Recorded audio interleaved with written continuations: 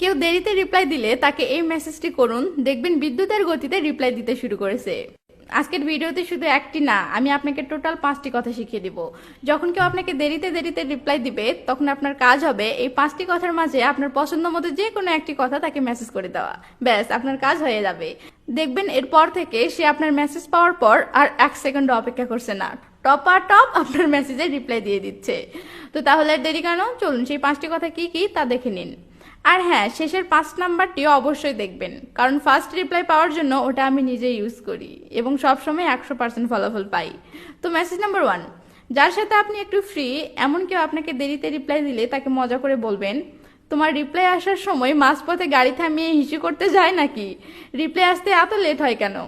তো এটা শুনে সে অনেক মজা পাবে এবং হাসবে। সাথে সে এটাও বুঝতে পারবে যে সে আপনাকে দেরিতে রিপ্লাই দিচ্ছে এবং আপনি সেটা খেয়াল করেছেন, ফলে সে লজ্জায় ফার্স্ট রিপ্লাই দিতে শুরু করবে। মেসেজ নাম্বার 2, পরিচিত অপরিচিত যে কেউ হোক না কেন, যখন কেউ আপনাকে লেট রিপ্লাই দিবে তখন আপনি তাকে এটা বলবেন, এই 5G এর জামানায় 2G স্পিডে রিপ্লাই আসলে কি করে হবে? একটু ফাস্ট রিপ্লাই দাও। তোমার রিপ্লাই আসতে আসতে আমি আগের মেসেজে কি বলেছি সেটাই তো ভুলে যাচ্ছি। আপনার এমন মজার কথা শুনে সে অনেক মজা পাবে এবং আপনার সাথে কথা বলার আগ্রহটা তার বেড়ে যাবে, ফলে দেখবেন সে খুব আগ্রহ নিয়ে আপনার সাথে কথা বলা শুরু করে দিয়েছে।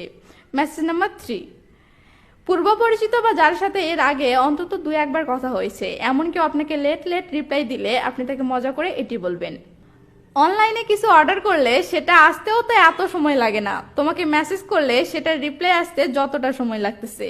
মেসেজ কি ফেসবুকে পাঠাচ্ছ নাকি কবুতরের পায়ে বেঁধে পাঠিয়ে দিচ্ছ, বুঝলাম না। তো এটা শুনে সে অনেক হাসবে এবং আপনার সাথে মজা নিয়ে কথা বলা শুরু করে দেবে, ফলে ফার্স্ট রিপ্লাই পাওয়া তো শুরু হবেই, সাথে আপনাদের আলাপও জমে যাবে। মেসেজ নাম্বার 4, বয়ফ্রেন্ড গার্লফ্রেন্ড অথবা যার উপর আপনার একটু রাগ করার মতো অধিকার আছে এমন কেউ আপনাকে লেট রিপ্লাই দিলে আপনি তাকে অভিমানের স্বরে এটি বলবেন, আচ্ছা তুমি রিপ্লাই দিচ্ছ নাকি ঔষধ দিচ্ছ, বুঝলাম না। এ বেলা একটা, ও বেলা একটা, রাতে একটা। এটি আমার বানানো নয়, এটি ইন্টারনেট থেকে পাওয়া, তাই হতে পারে এটি আপনি আগে কোথাও শুনেছেন, বাট কথাটা আমার অনেক ভালো লাগে তাই শেয়ার করলাম।